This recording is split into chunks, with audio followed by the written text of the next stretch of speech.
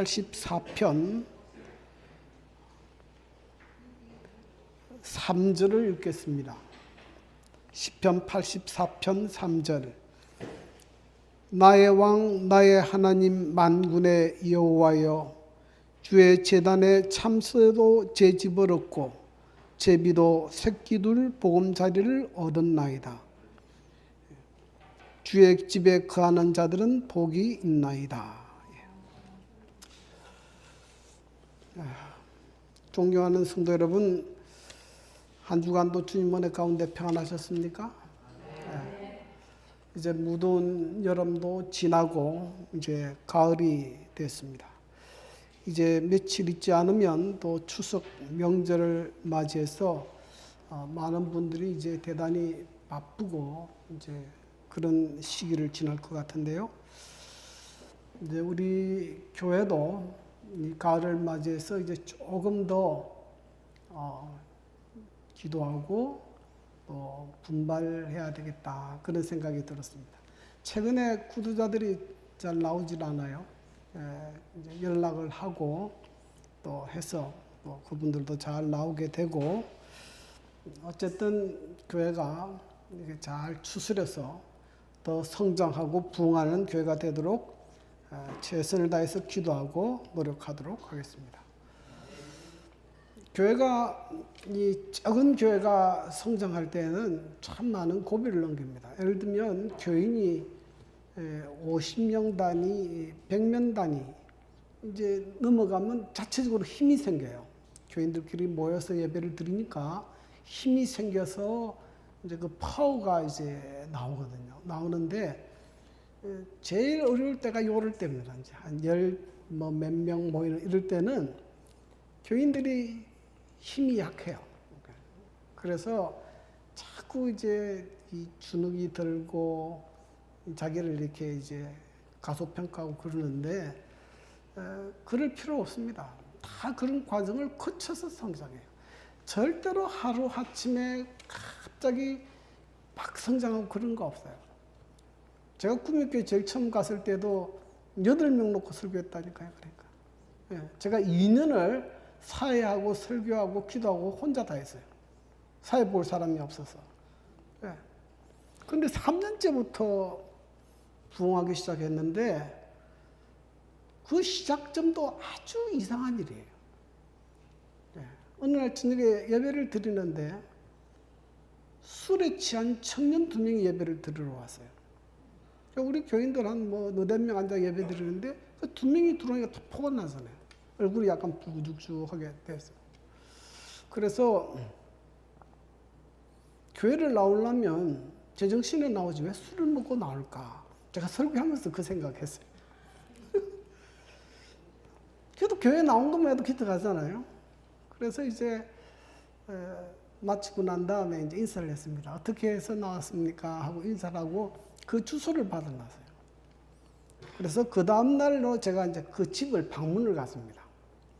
그 방문을 가보니 이 청년인데, 그날 회사에서 잘린 날이에요. 그 너무 마음이 상하니까 친구가 위로해 준다고 와서 둘이서 한잔한 거야. 그러고 난 다음에 이 친구가 나도 교회 가고 싶다. 그러니까 이 술을 대접한 그 친구 아버지가 우리 교회 장로님이에요. 그러니 가고 싶은 우리 교회를 가자 하고 데리고 온 거예요. 그래서 내가 이제 그 청년을 가르쳤는데, 이분이 어떤 장애가 있는가 말을 잘 못해요. 언어의 장애가 있죠. 그 회사에서 그 때문에 잘렸어요. 근데 성경을 가르치니까 너무 순수하게 잘 받아들여요. 화요일 예배, 금요일 예배 빠지는 법이 없어요. 그 청년이 주특기가 뭐냐면 운전하는 거예요. 최동모님 운전자 아시지만. 그래서 화요일, 금요일, 안식일 예배 운전을 이 청년이 도맡아서 다 했어요. 이 청년이 들어오고부터 시작해서 청년들이 모여들기 시작하더니 청년만 15명이 넘어서요. 청년이 거의 한 20명 정도 되고. 그래서 8명 모이던 청년이 갈 때는 거의 한 47명, 50명 정도로 꽉 찼어요. 그래서 한 2년 동안 제가 죽을 고생을 했거든요. 근데 하나님께서 귀하게 이끌어 가세요. 그래서 어느 정도 영적 분위기가 무르익어야 돼요. 무르익고 조성이 되면 하나님께서 이게 이제 영혼들을 보내주시기 시작하는데, 그래서 조급하면 안 돼요. 조급하게 서두르고 왜 빨리 이러면 안 돼. 교회는 그렇게 되게 돼 있지 않아요. 아무리 조급해도 안 돼요. 때가 돼야 돼요. 때가 돼야 돼요. 그래서 저도 참는 법을 오래 배웠어요. 괜찮아요. 그래서 낙심하지 말고, 지금은 제가 볼 때는 우리 성도님들이 잘하고 있어요. 잘하고 있어요. 그 안식 오후에 모이는 기도회도 하고 있고, 또 나중에 어떤 변수가 있을지 모르지만은 어제 저녁에는 또 6명이 나와서 저녁 예배도 드리고 자꾸 하고 있습니다. 자꾸 이렇게 예배가 되면 변화가 일어납니다. 자, 요한복음 17장에 보면 영생은 유일하신 참 하나님과 그의 보내신 자 예수 그리스도를 아는 것이라 그렇게 이야기했습니다. 영생을 얻는 길은 뭘 하는 것이 아니고 우리가 믿고 의지하는 하나님이 어떤 분이신지를 아는 데 있다 그랬어요. 하나님을 알아야 하나님을 바르게 믿을 거 아닙니까? 하나님이 어떤 분인지 모르는데 하나님을 어떻게 믿을 수 있습니까? 그래서 제가 하나님의 속성, 하나님은 이런 분이시다 하는 것을 제가 거의 6시간에 걸쳐 이제 말씀을 드렸습니다. 오늘은 그 마지막 시간으로 하나님은 왕이시요 살아계신 분이시요 우리의 구원자가 되십니다 하는 이 세 가지에 대해서 오늘은 말씀을 드리겠습니다. 그래서 또 좀 반복되겠지만 이어져서 제가 다음부터는 예수님에 관한 설교를 또 이제 쭉 할 것입니다. 어찌 보면 성경의 가장 기본적인 진리인데요. 그런데 우리의 구원과 가장 밀접하게 연결되어 있는 것은 이런 주제들입니다. 그래서 이런 주제들에 대해서 공부를 하고 그 다음엔 또 성령에 대해서 공부를 하고, 그래서 지금 제가 왜 이렇게 이제 공부 설교 패턴을 바꿨는가 하면 거의 우리 교인들이 저녁 예배 못 나와요. 안식일만 딱 나옵니다. 안식일만 딱 나오는 사람들한테 그냥 일반적인 설교하고 돌아가면 아무도 남는 게 없어요. 돌아가 보세요. 뭘 들었는지 아무것도 없지. 이렇게 들어도 몰라요. 그래서 이렇게 시리즈로 설교를 하는 겁니다. 그래서 여러분 속에 뭔가 하나는 깨닫고 그리고 돌아가도록 지금 이렇게 설교를 하고 있는 것입니다. 그래서 제가 하나님의 속성에 대해서 여러 가지 설교했습니다. 하나님은 창조주이시요, 유일하신 하나님이시요, 또 스스로 계시는 자존자이시요, 영원하신 분이시고, 그분은 거룩하시고 전능하시고 공의로우시고 자비롭고 은혜롭고 노하기를 더디하시고 인자와 진실이 많은 하나님이시고 그리고 사랑의 하나님이십니다. 그리고 오늘 공부하게 될 하나님은 왕이시요 살아계신 분이시요 또 우리의 구원자가 되십니다. 혹시 PPT 떴습니까? 예. 우리 다 같이 그 시편 84편, 디모데전서 6장, 시편 44편 4절을 같이 한번 읽겠습니다. 시작. 나의 왕, 나의 하나님, 만군의 여호와여, 주의 제단에서 참새도 제 집을 얻고 새도 새끼들 줄을 얻었나이다. 주의 집에 거하는 자들은 복이 있나이다. 그들이 항상 주를 찬송하리이다. 셀라. 디모데전서 6장. 기약이 이르면 하나님이 그의 나타내심을 보이시리니 하나님은 복되시고 위하신 주권자이시며 만왕의 왕이시며 만주의 주시오. 오직 그에게만 죽지 아니함이 있고 가까이 가지 못할 빛에 거하시고 어떤 사람도 보지 못하였고 또 볼 수 없는 이시니라. 그에게는 영광과 돌릴지어다. 아멘. 시편 44편 하나님이여 주는 나의 왕이시니 야곱에게 구원을 베푸소서.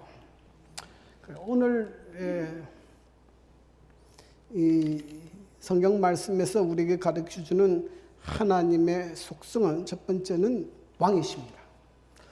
오늘 성경 말씀에 보면 하나님은 왕이시요 주권자가 되시고 만왕의 왕이시요 만주의 주권자가 되신다. 그렇게 말씀하고 있습니다. 하나님은 이 세상을 창조하신 다음에 이 우주의 법칙을 제정하시고 자동적으로 돌아가도록 그렇게 하지 않으셨어요. 하나님께서 이 우주가 자동적으로 돌아가도록 그리고 이 세상이 어떻게 돌아가나 보자 하고 구경하시는 분이 아니시고 하나님은 당신이 창조하신 이 우주 세계를 직접 관리하시고 통치하시고 주관하시는 주권자이시다. 왕이시다. 그렇게 성경은 말씀하고 있습니다. 그러므로 이 지구상에 존재한 모든 만물들은 다 하나님의 명령에 순종합니다. 이 우주에 떠 있는 모든 별들은 하나님께서 명하신 대로 그 자기의 궤도를 따라 돕니다. 다른 지구를 따라 돌고 지구는 태양을 따라서 이렇게 돕니다. 그리고 새들도 하나님께서 명하신 대로 이동하고 이렇게 철새의 삶을 삽니다. 꽃들도 하나님께서 주관하시는 대로 그 정하신 때에 그 꽃을 피우는 것입니다. 모든 것들이 다 하나님의 명령에 순종합니다. 그런데 모든 무생물이나 생명은 본능적으로 하나님의 말씀에 다 순종합니다. 그런데 하나님께서 창조하신 그 가운데 유일하게 자기 의지를 가지고 하나님을 순종하도록 만든 글작품이 있습니다. 누굽니까? 사람입니다. 하나님께서는 사람을 하나님의 형상대로 창조하셨을 뿐만 아니라 자유의지를 가지고 다시 말하면 하나님의 말씀에 순종할 수도 있고 순종하지 않을 수 있는 그런 존재로 창조하셨습니다. 자, 그래서 우리는 하나님의 명령에 순종하지 않을 수 있습니다. 그래서 하나님께서요, 이 세상에 있는 모든 만물들에게 하나님의 명령에 순종하라 그렇게 말씀하지 않아요. 그런데 오직 사람에게만 뭘 이야기합니까? 너희는 하나님의 명령에 순종하라고 말씀하십니다. 이 신명기에 보면은 신명기 4장 22절 내가 너희에게 명령하는 말을 너희는 가감하지 말고 내가 너희에게 내리는 너희 하나님 여호와의 명령을 뭐하라? 지키라. 하나님의 명령을 지키라. 그렇게 말씀하셨습니다. 자, 이 하나님의 명령에, 이 왕의 명령에 이 세상은 두 종류 반응이 있을 수 있습니다. 하나는 왕의 명령에 순종하는 사람이 있을 수 있고 또 하나는 왕의 명령에 순종하지 않을 수 있는 사람이 있습니다. 자, 오늘 또 신명기 23장 17절부터 19절에 보면 이런 말씀이 있는데요. 내가 오늘 여호와를 내 하나님으로 인정하고 그 도를 행하고 그의 규례와 명령과 법도를 지키며 그의 소리를 들으리라 하긴 하였고 여호와께서도 내게 말씀하신 대로 오늘 너를 그의 보배로운 백성이 되게 하시고 그의 모든 명령을 지키라 하긴 하셨느니라. 그런즉 여호와께서 너를 그 지으신 모든 민족에 뛰어나게 하사 찬양과 명예와 영광을 삼으시고 그가 말씀하신 대로 너희를 내 하나님 여호와의 성민이 되게 하시리라. 자, 하나님은 왕이시면 무엇이 있어야 됩니까? 그의 백성이 있어야 되지 않습니까? 그의 백성은 누구냐 이 말입니다. 누가 그의 백성입니까?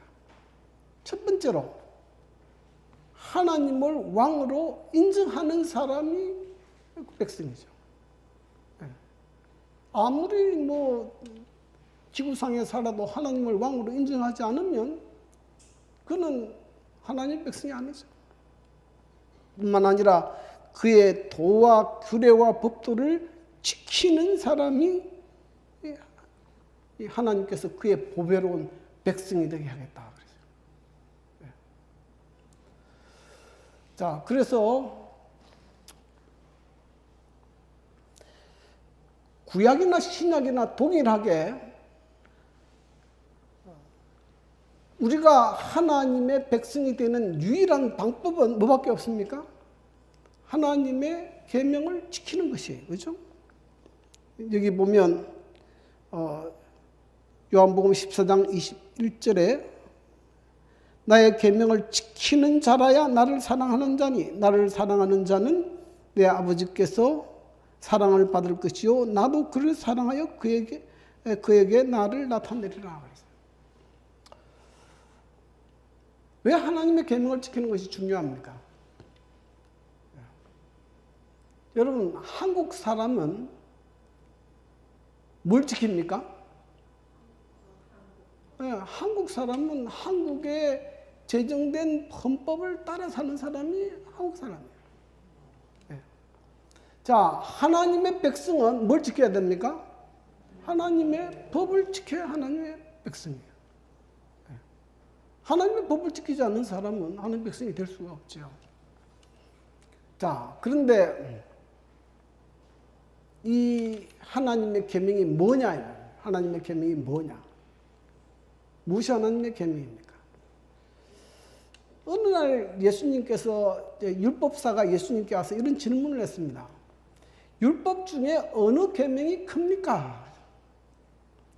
이 모세 오경 가운데도 율법이 여러 가지 있습니다. 그런데 어느 계명이 큽니까? 그때 예수님께서 뭐라고 말씀하셨습니까? 주 너희 하나님을 사랑하라 하셨으니 이것이 크고 첫째 되는 계명이요. 또 내 이웃을 내 몸과 같이 사랑하라 하셨으니 이것이 둘째 계명이라. 이것이 온 율법과 선자의 강령이라고 했습니다. 무엇에 대해서 말씀하신 것입니까? 십계명을 말씀하신 것이죠. 그래서 십계명은 하나님께서 주신 모든 계명을 망라하는 가장 중요하고 하나님이 백성이 지켜야 될 기본적인 계명이 무엇입니까? 그 십계명이에요. 십계명의 첫째부터 넷째 계명까지는 우리가 어떻게 하나님을 사랑하는지를 우리에게 보여주고 있습니다. 또 다섯째부터 열째까지는 우리가 어떻게 해야 이웃을 사랑하는지를 가르쳐주고 있는 것입니다. 우리가 왜 안식일을 지키느냐? 뭐 때문에 그렇습니까? 우리가 하나님을 사랑하는 교회이기 때문에 그래요. 우리는 이웃을 사랑하기 때문에 부모를 공경해야 하고 살인하고 간음하고 도둑질하고 그런 것들을 하지 않는단 말이죠. 하나님께서 세워놓으신 가장 기본적인 기준이죠. 기준입니다. 그런데 한번 생각해 보십시오. 나는 하나님이 나의 왕으로 믿습니다. 그리고 하나님의 계명을 안 지켜. 아무렇게나 살아. 그 사람이 하나님의 백성입니까? 백성 아닙니까? 그건 하나님의 백성 아니에요. 아닙니다. 아닙니다. 그래서 우리가 하나님의 성민으로 살아가려면 이 땅에서 하나님의 계명을 신실히 지켜야 됩니다. 저는 특별히 제 개인적인 마음으로는 안식일을 신실히 지키는 사람은 정말로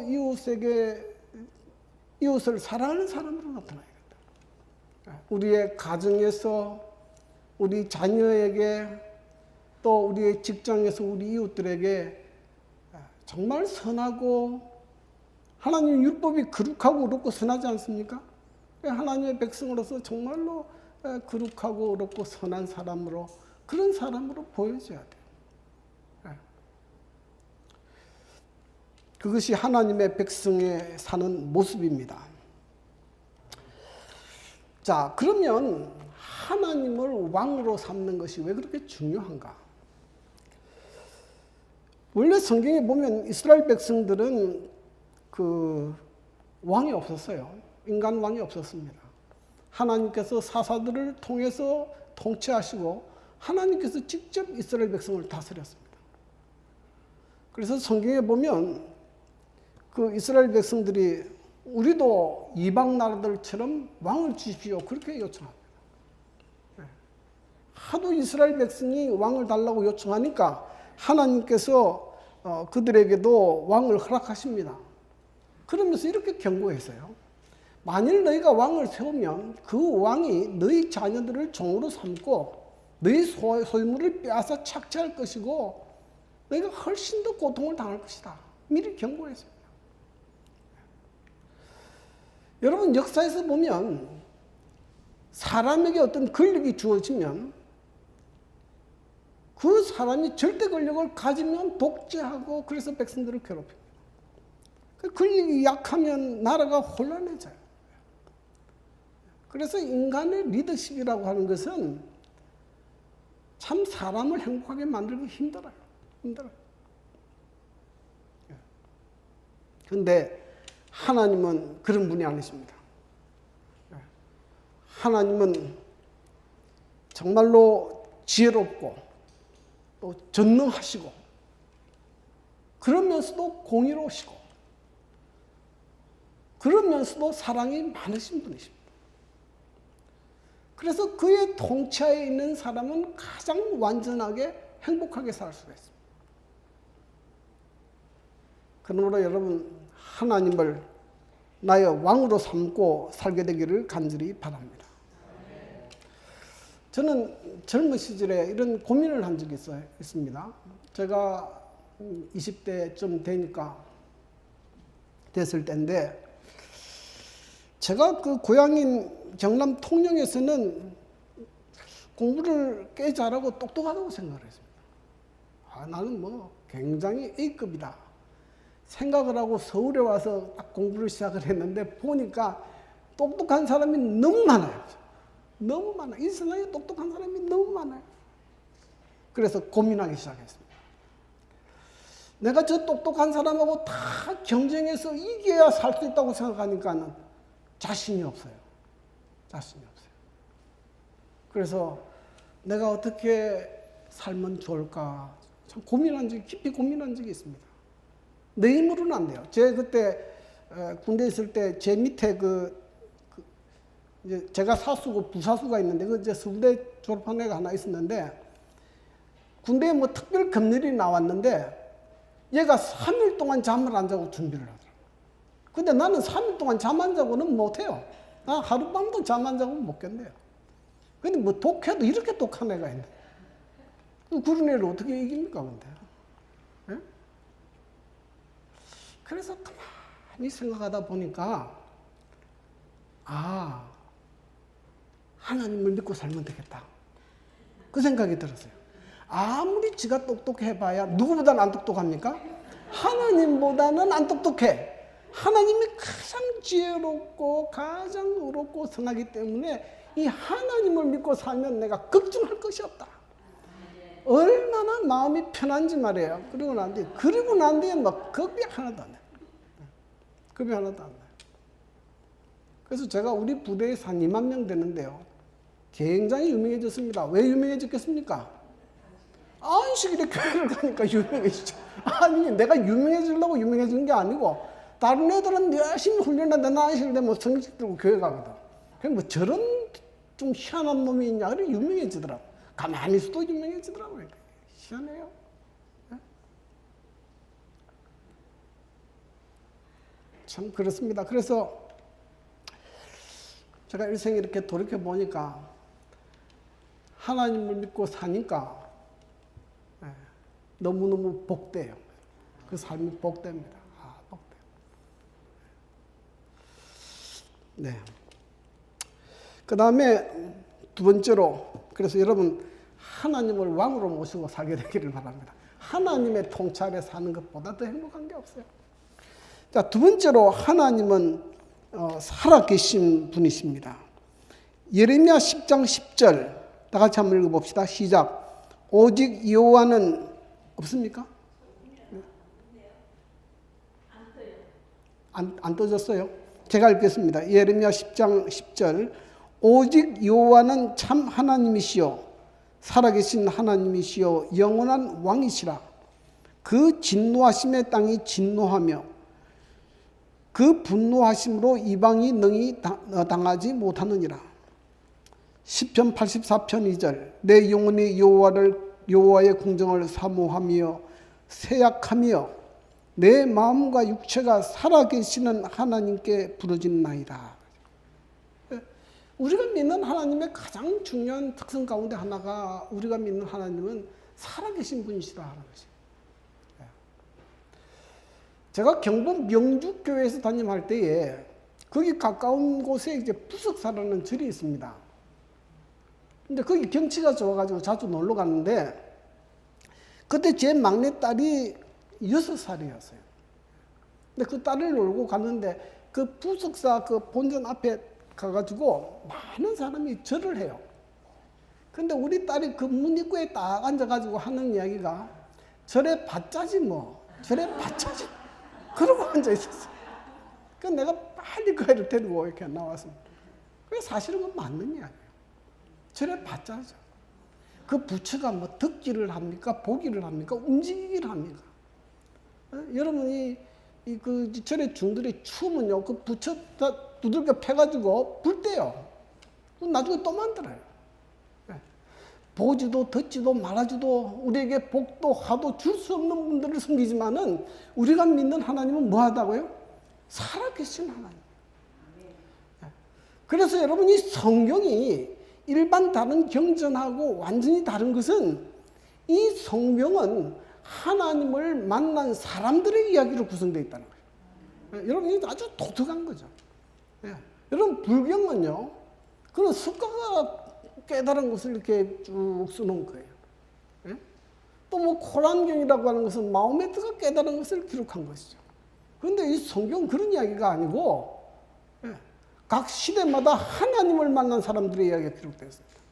그래서 아브라함이 만난 하나님에 관한 이야기, 모세가 만난 하나님의 이야기, 다윗이 만난 하나님의 이야기, 요셉이 만난 하나님의 이야기, 하나님의 이야기가 쭉 기록되어 있습니다. 그래서 성경은 거의 역사입니다. 하나님이 살아계시고 이 성경이 하나님을 만난 사람들의 역사로 기록되었다면 그 하나님은 누구도 만날 수 있다는 이야기입니까? 누구도 만날 수 있어요.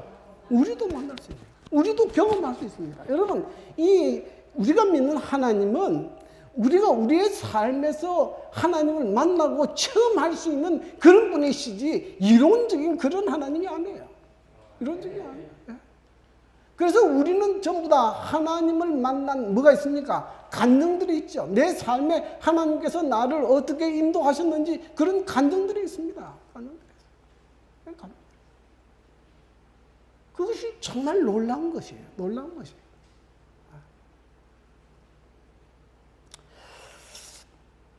네. 여러분의 삶에도 그런 간증이 있게 되기를 바랍니다.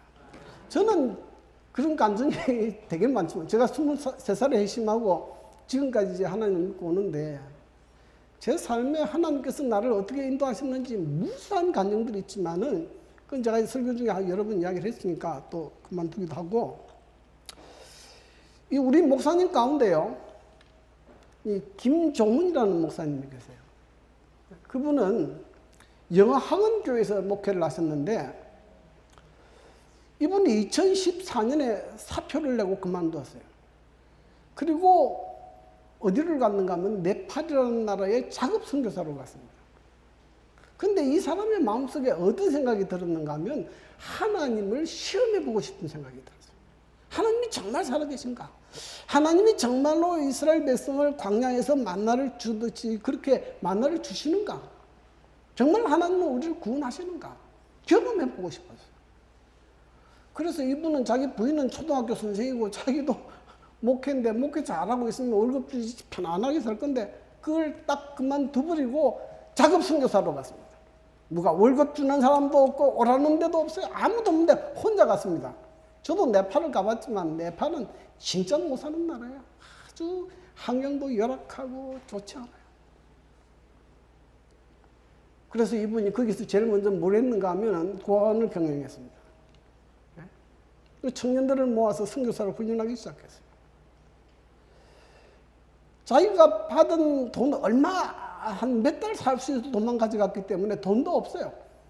근데 자기는 한 가지 결심을 하고 갔는데 절대로 사람의 도움을 구하지 않겠다고 오직 하나님께만 구하겠다고 결심하고 그 일을 시작했어요.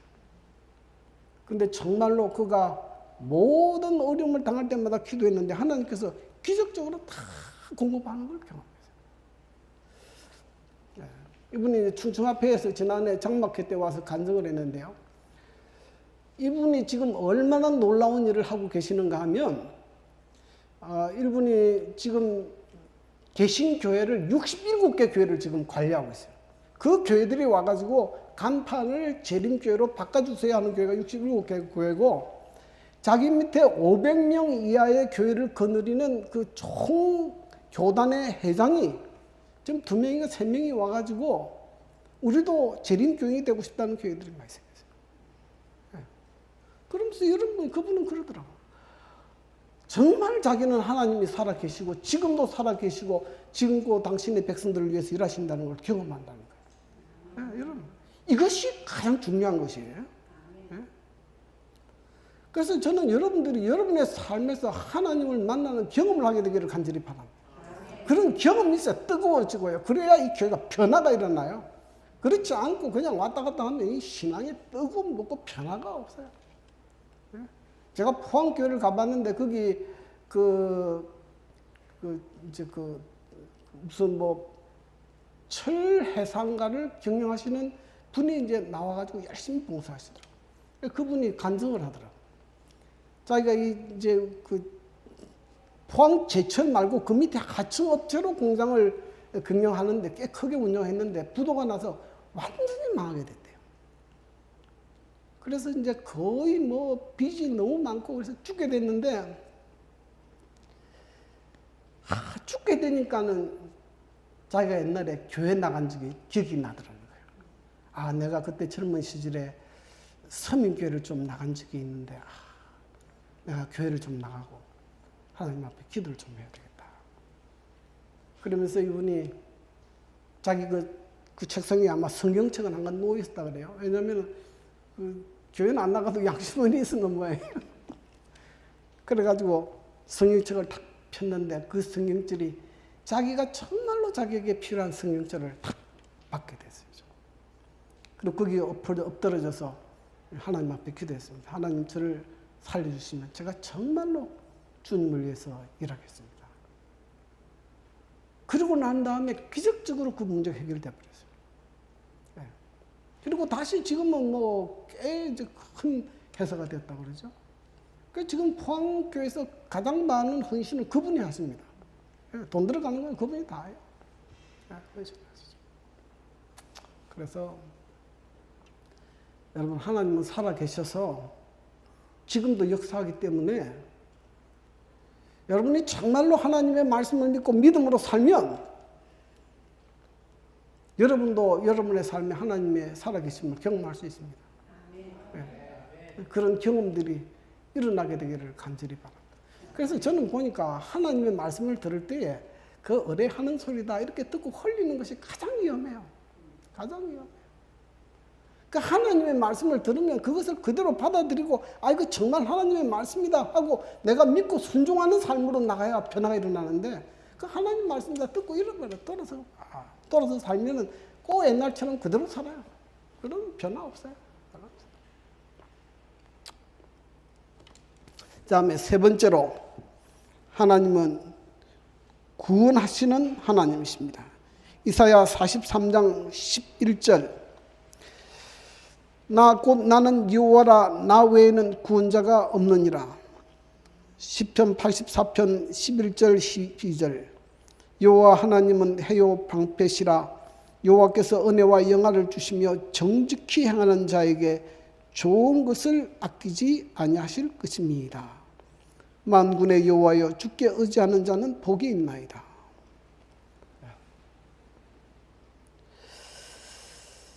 시편 40편 1절 3절에 이런 말씀이 있습니다.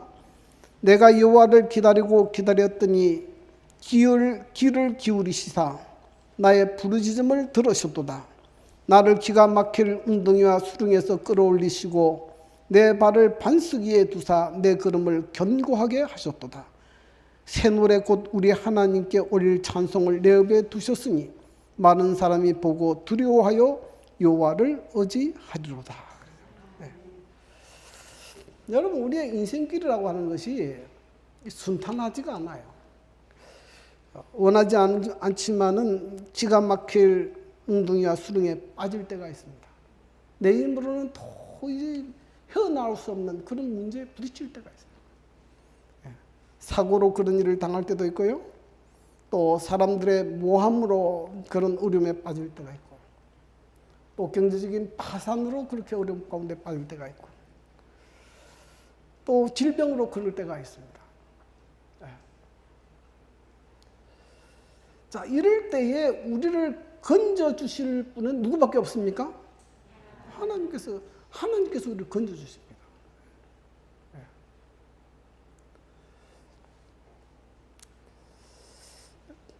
저는 뭐 제 삶에 그런 경우가 하도 많았기 때문에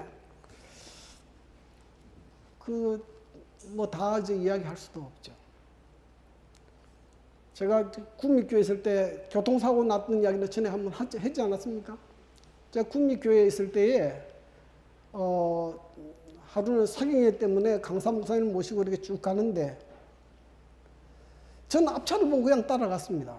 따라갔는데 횡단보도라는 걸 몰랐고 신호등이 바뀌는 것도 모르고 그냥 이렇게 갔어요. 그런데 한 할머니가 보따리를 쥐고 탁 뛰어 들어가지고 내 자동차 백미러를 탁 부딪혔어요. 그래서 쓰러졌습니다. 횡단보도에서 쓰러졌어요. 그래서 제가 병원에 입원하고 경찰에 신고하고 이제 갔는데 소문이 아주 흉흉합니다. 그 아들이 구미 택시 노조의 노조 회장이고 이제 구미 택시 조합원들을 다 데리고 와서 구미교에서 들어눕겠다고 소문이 왔어요. 그럼 이걸 내가 어떻게 해결해야 돼? 이 사람들이 돈을 요구할 텐데 내가 그 돈을 해결할 수 있는 돈이 어디 있습니까? 나는 그때 그 구미교회 온 지 1년밖에 안 됐어요. 해결할 길이 아무것도 없죠. 교회는 다 해봐야 10명도 안 돼요. 누가 도울 겁니까? 그래서 제가 올라가서 기도했어요. 하나님, 제가 지금 이 말할 수 없이 어려운 사정에 빠졌는데 내 힘으로는 도저히 이 문제를 해결할 수 없습니다. 제가 구차하게 누구한테 구걸할 수도 없어요. 제가 한 4시간을 교회에서 엎드리고 내려오지 않았어요.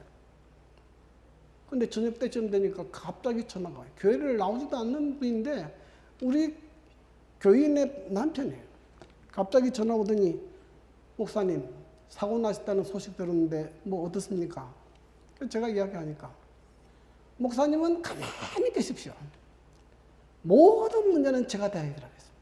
목사님은 가만히 계십시오. 저는 그냥 진짜 가만히 있었어요. 저는 그 할머님만 몇 분 방문 갔습니다. 과일 사가지고. 그 노조 회장 만나가지고 모든 합의 그분이 다 해버렸어요. 합의금도 그분이 다 물어줘 버렸어요. 네. 누가 하신 것입니까? 하나님이 하신 것이에요. 하나님 우리를 구원하십니다. 구원하십니다. 저는 사람들의 모함으로 어려움 가운데 빠진 적도 많아요. 내가 정말 잘못하지 않았는데 참 억울하게 누명을 쓰고 기양 비슷하게 이렇게 쫓겨난 것도 아니지만 하여간 그런 경험을 한 적이 있어요. 그런데 사람들이 다 놀립니다. 이춘 목사 막 저렇게 됐다고 놀리죠. 근데 그때 제가 영남협회 총회 때 총무부장이 된 때가 그때입니다. 희한하지 않습니까? 나를 쫓아냈던 그분이 축하 인사를 하더라고요. 이 목사님 축하하네. 그래, 뭐 축하하니까 감사하긴 감사한데 여러분, 인간의 힘으로 그렇게 될 수 있는 것이 아니에요. 누가 나를 그렇게 그 구덩이에서 끌어올립니까? 하나님께서 끌어올리는 거예요. 하나님께서 사람들로부터 칭찬을 듣고 존귀를 얻도록 하는 것이지 사람에게서 오는 것이 아니에요. 사람에게서 오는 것이 아니에요. 그러므로 여러분, 하나님은 하나님을 의지하는 사람들을 구원하십니다. 구원하십니다. 정말로 하나님은 우리가 의지할 만한 분이고 믿을 만한 분이고 살아계신 분이시고 당신의 백성들이 가장 평안하게 행복하게 살 수 있도록 통치하시는 왕이십니다. 여러분, 그 하나님을 믿고 믿음 안에서 승리하기를 바라고 믿음 안에서 영원토록 하나님을 찬양하고 감사하고 기쁘고 행복하게 그렇게 살게 되기를 간절히 바랍니다. 아멘.